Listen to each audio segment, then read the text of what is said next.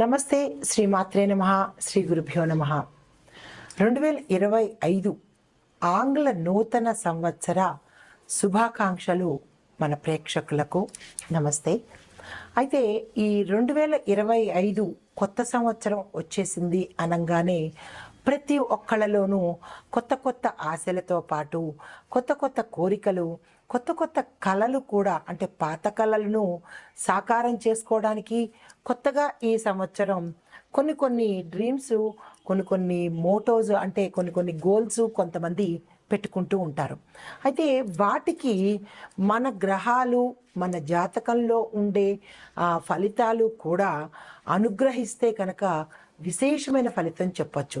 కానీ ఓవరాల్గా చూసినట్టయితే కనుక గత సంవత్సరం కన్నా ఈ సంవత్సరంలో ప్రతి ఒక్క గ్రహము, అంటే మనకి నవగ్రహాలు కూడా వాళ్ళ యథాశక్తి వాళ్ళు ఏమేమి చెయ్యగలరు, ఎవరెవరికి ఎలాంటి కోరికలు తీర్చగలరు అనే అంశంతో ఈ గ్రహాలన్నీ కూడా మేషం నుంచి ద్వాదశ రాశుల వరకు ఏదో ఒకటి మంచి మంచి శుభవార్తలు తీసుకురావడము, వాళ్ళ యొక్క బాధల్ని పోగొట్టడము, వాళ్ళకి సంతోషాన్ని ఇవ్వడము, కొంతమందికి సొంత ఇల్లు కలలు నెరవేర్చడానికి శని భగవానుడు తీవ్రమైన సంకల్పంతో వచ్చేసి 12 రాశుల వారికి సొంత ఇల్లుతో పాటు వాహనాలు, వస్త్రాలు, ఇంకా ఒకటేంటి లాటరీలు, ధనప్రాప్తులు, ఇలాంటివన్నీ శని భగవానుడు మిగతా అన్ని రాశుల వాళ్ళకి సమకూర్చాడు. అయితే దానిలో మేమేమీ తక్కువ కాదు, మేం కూడా మిగతా రాశుల వాళ్ళకి, మేం కూడా అన్ని రాశుల వాళ్ళకి, ప్రజలందరికీ కూడా మంచి చేద్దామని వచ్చేస్తున్నారు రాహు కేతు అన్నమాట. అయితే ఈ 2025లో రాహు కేతువులు ఒక ప్రతిజ్ఞ చేశాయి. ఏంటి తెలుసా? మేము ఈ కోటీశ్వరులని చెయ్యకుండా అసలు వదిలిపెట్టేదే లేదు 2025లో అని ప్రతిజ్ఞ తీసుకొని ఈ 12 రాశులకు కోటీశ్వరులను చేద్దాము అన్న సంకల్పంతో వచ్చారనమాట. అయితే వేద జ్యోతిష్య ప్రకారము రాహు కేతులకు ఒక ప్రత్యేకమైన స్థానం ఉంది. వాళ్ళని ఏమంటామంటే ఛాయాగ్రహాలని, పీడగ్రహాలని, కీడు గ్రహాలని మనకి ఒక నానుడి ఉందన్నమాట. కానీ అవి కూడా చాలా మంచి చేస్తాయన్నమాట. ఆ గ్రహ అధిదేవతలు కూడా ప్రజలకు మంచి చేస్తాయి. ఏదైనా కానీ మన యొక్క కర్మ బట్టే ఏ గ్రహమైనా ఉంటుందన్నమాట. అయితే ఈ నీడ గ్రహాలు లేదంటే కీడు గ్రహాలు అయిన ఈ రాహు కేతువులు ఆనందానికి కూడా ప్రతీకం చెప్పచ్చు. మనం అనుకుంటాం రాహు కేతువులను తిట్టుకుంటారు, కానీ కేతువు ఆధ్యాత్మికతను ప్రసాదిస్తాడు, రాహువు సంపదను కూడా ప్రసాదిస్తాడనమాట. ఆనందంతో పాటు సంపదను కూడా ఇస్తారు. ఈ వీళ్ళిద్దరూ కలయిక అపూర్వం, అమోఘం అనమాట.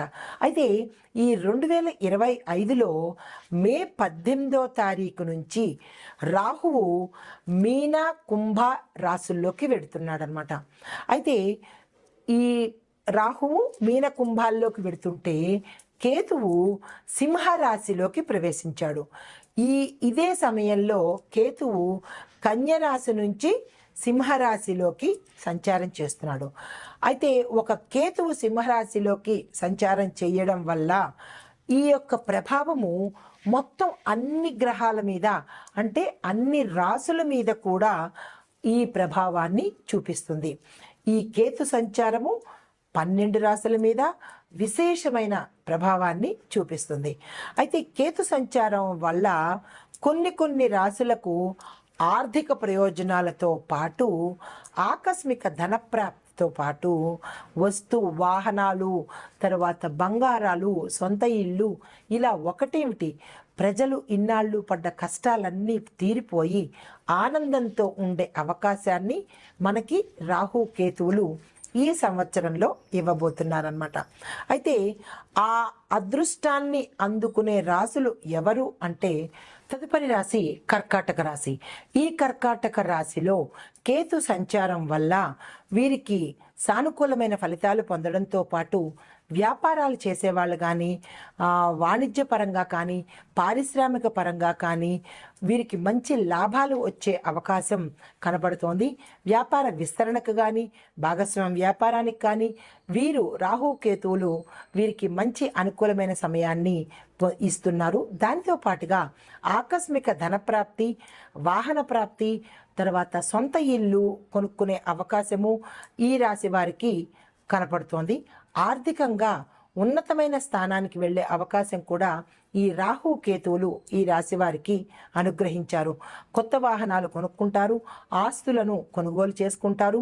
తర్వాత అవివాహితులకు వివాహాలు అయ్యే అవకాశము, సంతానపరంగా చూసుకున్నట్టయితే విశేషమైన కీర్తి ప్రతిష్టలు సంతానపరంగా ఉంటాయి.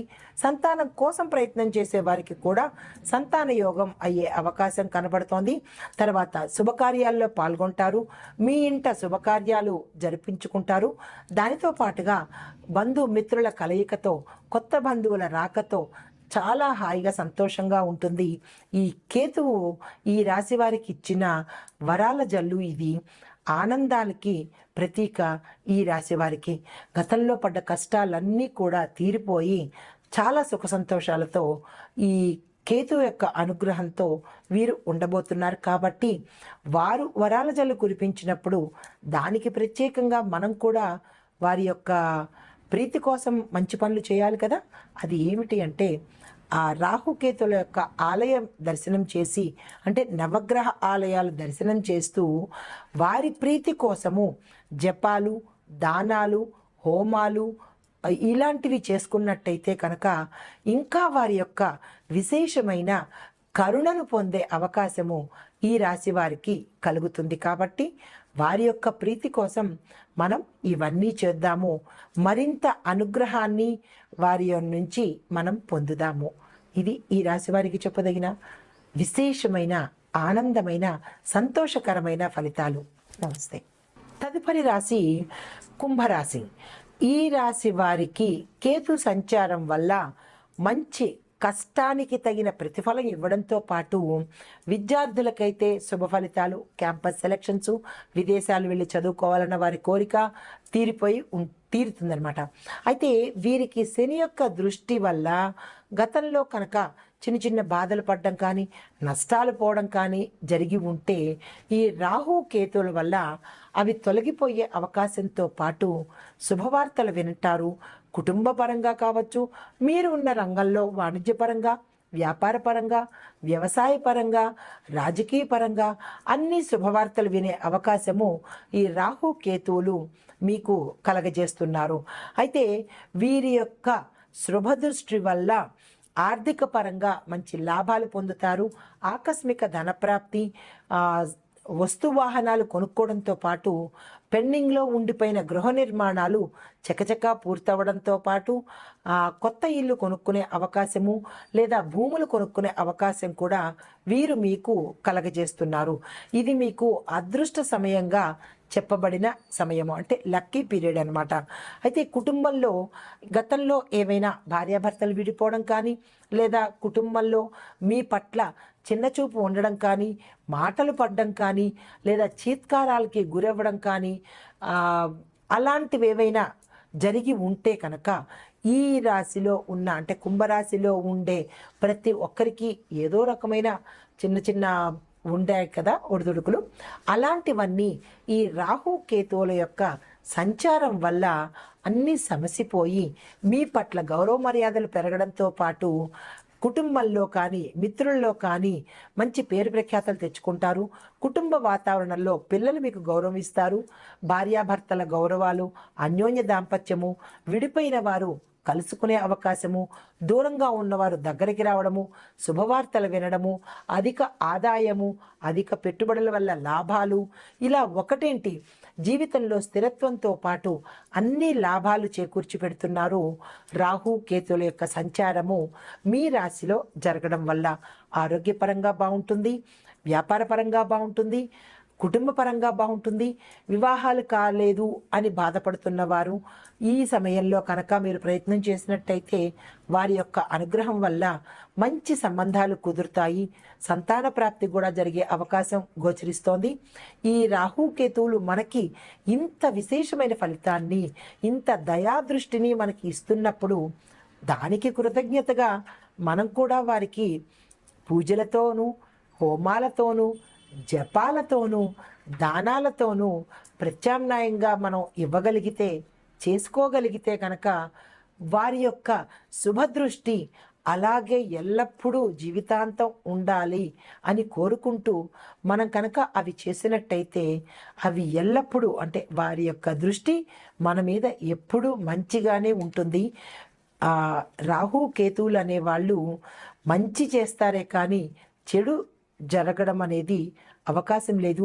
అది మన యొక్క జాతకంలో ఏమైనా దోషాలు ఉంటేనే తప్ప, న్యాయపరంగా అయితే కనుక ఈ రాహుకేతువులు శుభాన్ని ఇస్తాయే తప్ప అశుభాన్ని ఎప్పుడూ ఇవ్వవు అనమాట. ఏ రాశి వారికైనా అంతే, ఎవరికి అశుభ దృష్టి అనేది ఉండదు.